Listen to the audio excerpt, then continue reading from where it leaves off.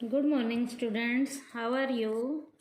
Beta, today's topic is call money. बेटा ये भी मनी मार्केट के इंस्ट्रूमेंट में है। पीछे हमने बेटा दो इंस्ट्रूमेंट पढ़े थे। ट्रेजरी बिल हमने पढ़ लिया, कॉमर्शियल पेपर हमने पढ़ लिया। अब हम पढ़ने जा रहे हैं बेटा कॉल मनी के बारे में। इस कॉल मनी का एक और नाम भी है बेटा, इसे हम कॉल लोन का नाम भी देते हैं। क्या? कॉल लोन है क्या बेटा? ये कॉल मनी है क्या? कॉल लोन है क्या? इसका मीनिंग है जो इसके फीचर्स में भी आता है। पहले मीनिंग है, it means the loan document the payment for which can be made at a short notice either by the borrower और द लेंडर। बेटा ये भी लोन के डॉक्यूमेंट हैं। कैसे लोन के डॉक्यूमेंट हैं? जिसमें बेटा शॉर्ट नोटिस पे हमें जो है एक नोटिस देकर, जो बोरोर है उसे जो है शॉर्ट नोटिस देकर हम जो है लोन को पे कर सकते हैं। तो लोन को शॉर्ट नोटिस के ज़रिए जब पेमेंट की जाती है, और ये भी शॉर्ट टर्म के डॉक्यूमेंट में, शॉर्ट टर्म की सिक्योरिटीज़ में रोल प्ले करता है। तो क्या है? It means the loan document, ये लोन का डॉक्यूमेंट है। The payment for which can be made at a short notice, इसकी पेमेंट शॉर्ट नोटिस पे की जाती है। आइदर बाय द बोरोर, या तो बोरोर के द्वारा या लेंडर के द्वारा। उसके बाद बेटा under this the maturity period of the loan is between 1 and 15 days. इसका मतलब 1 दिन से लेकर 15 दिन के बीच का इसका जो है मैच्योरिटी पीरियड होता है। 1 दिन से लेकर 15 दिन के बीच का। उसके बाद ये एब्सोल्युटली लिक्विड नेचर के हैं। On this very basis it can be said that call loans are absolutely liquid. Absolutely liquid का मतलब इन्हें जब भी चाहें हम कैश में ईजीली कन्वर्ट कर सकते हैं। कहने का मतलब इन्हें हाथों हाथ बेचा जा सकता है।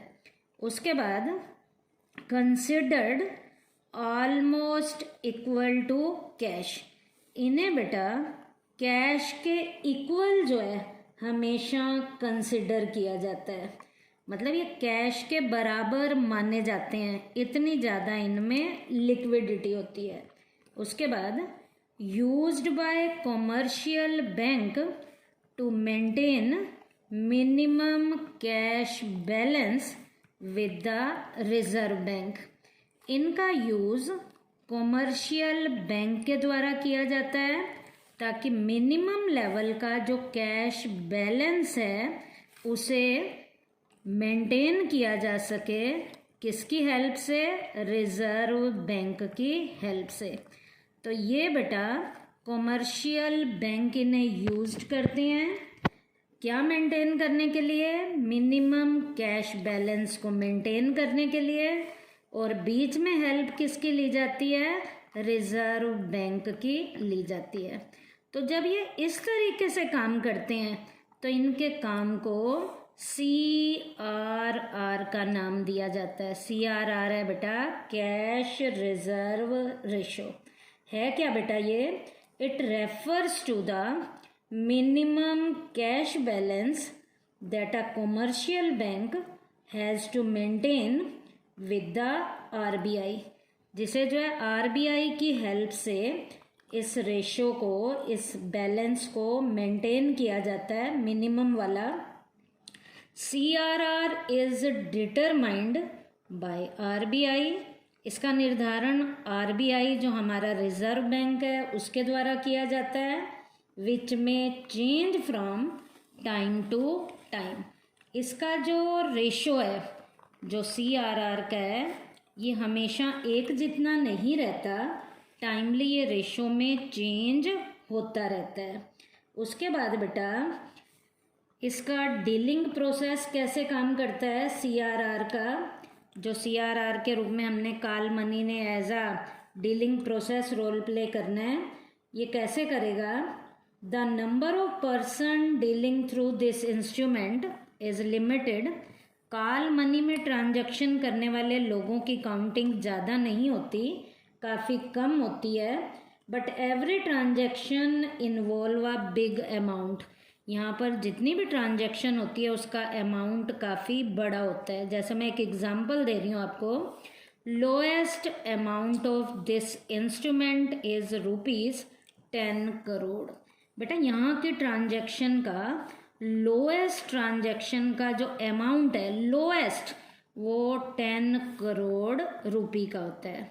Generally most of the transactions are of ₹100 crore. ज़्यादातर यहाँ की ट्रांजैक्शंस जो की जाती हैं वो 100 करोड़ रुपए तक की जाती हैं, लेकिन मिनिमम ट्रांजैक्शन भी जो कम से कम वाली ट्रांजैक्शन है वो 10 करोड़ तक की होती है। These transactions are made generally on the telephone. यहाँ की जो ट्रांजैक्शन है वो सारी टेलीफोन पे की जाती हैं। इसका मतलब पेपर की फॉर्मेलिटीज़ बाद में पूरी करेंगे। Paper formalities completed afterward lender issue a cheque. यहाँ पर बेटा लेंडर एक चेक इशू करता है, किसको, टू द बोरर को, किसकी हेल्प से, through the reserve bank of India की हेल्प से।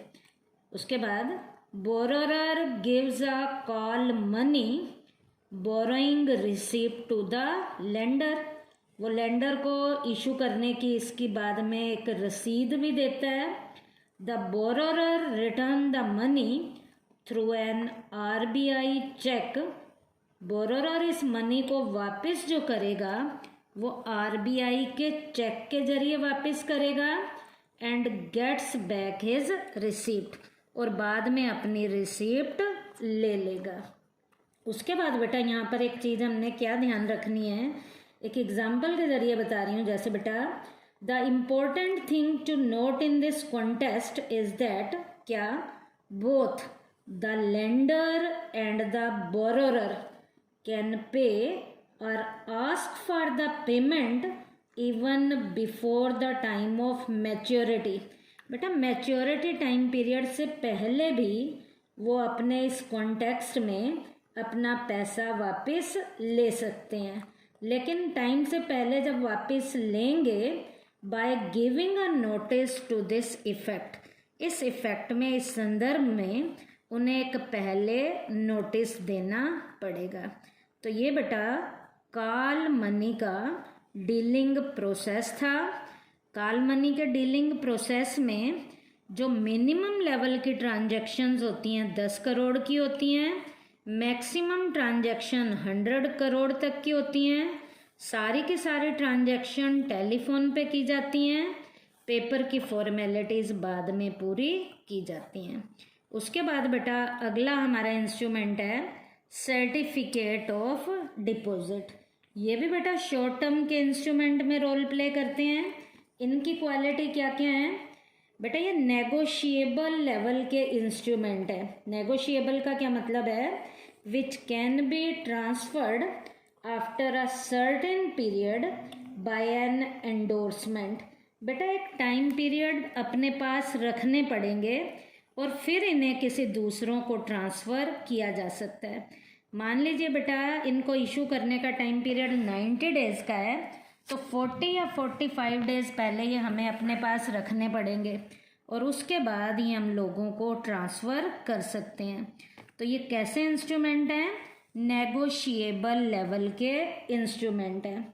उसके बाद इन्हें इशू कौन करेगा, इशूड बाय, इनको इशू करेंगे शेड्यूल्ड लेवल के जो कॉमर्शियल बैंक होते हैं, शेड्यूल्ड कॉमर्शियल बैंक। आईडीबीआई इन्हें इशू कर सकता है, उसके बाद आईएफसीआई इन्हें इशू कर सकता है, आईसीआईसीआई इन्हें इशू कर सकता है, जो सिडबी इंस्टीट्यूशन है ये भी इन्हें इशू कर सकती है। किसे? सर्टिफिकेट ऑफ डिपॉजिट को। इनकी बेटा face value minimum 5 lakh rupees तक की होती है। इनकी फेस वैल्यू जो है 5 लाख रुपए तक की होती है। तो क्या लिखोगे? Face value of the certificate of deposit is a minimum of 5 lakh rupees. उसके बाद सर्टिफिकेट लेना है तो क्या करना पड़ेगा? An investor has got to get certificate of deposits of the minimum amount of rupees 25 lakh. बेटा 25 लाख रुपया जब हम जमा करा देंगे तब हम इसका सर्टिफिकेट जो है ले सकते हैं। इशू किए जाते हैं फेस वैल्यू जो मिनिमम 5 लाख रुपए तक की है।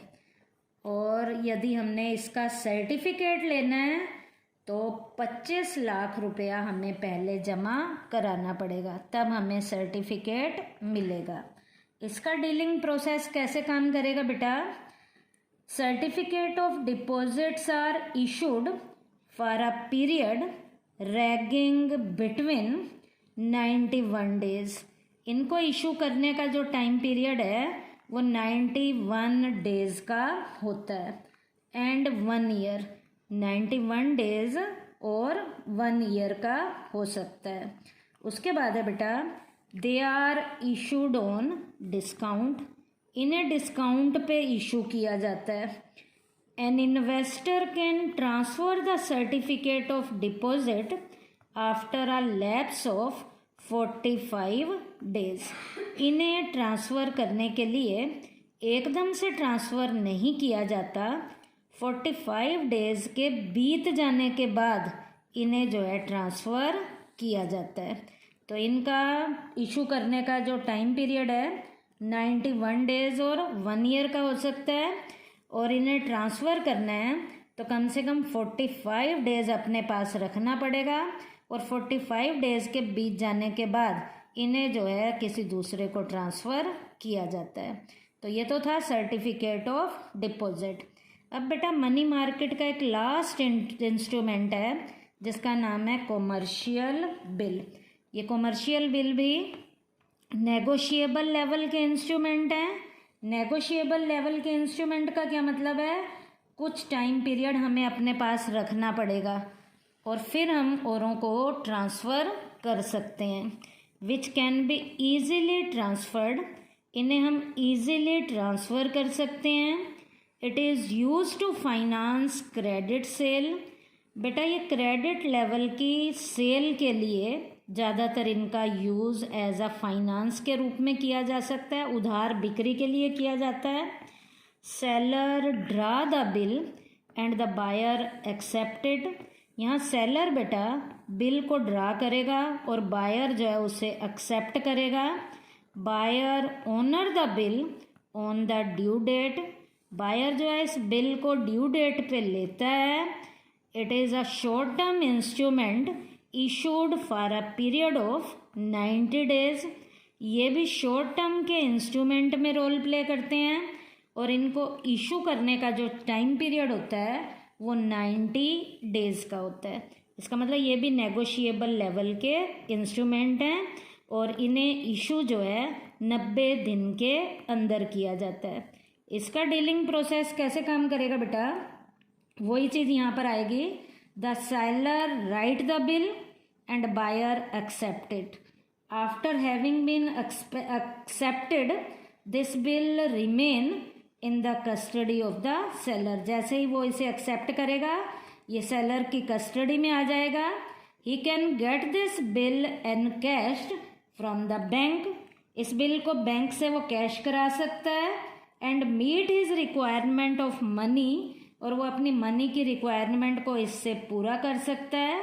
In this way seller gets his money and buyer gets goods on credit. Seller अपनी मनी ले लेता है और बायर जो है गुड्स को क्रेडिट पे दे देता है। तो ये बेटा इसका डीलिंग का प्रोसेस था और इस इंस्ट्रूमेंट का नाम था कॉमर्शियल बिल। तो तो बेटा मनी मार्केट के हमारे सारे इंस्ट्रूमेंट पूरे हो गए हैं, जिसमें हमने ट्रेजरी बिल किया था, कॉमर्शियल पेपर किया, कॉल मनी किया, सर्टिफिकेट ऑफ डिपॉजिट किया और लास्ट हमने किया है कॉमर्शियल बिल। ये सारे बेटा शॉर्ट टर्म के इंस्ट्रूमेंट थे जिन्हें 1 साल से कम टाइम पीरियड के लिए इशू किया जाता है, और ये मनी मार्केट के इंस्ट्रूमेंट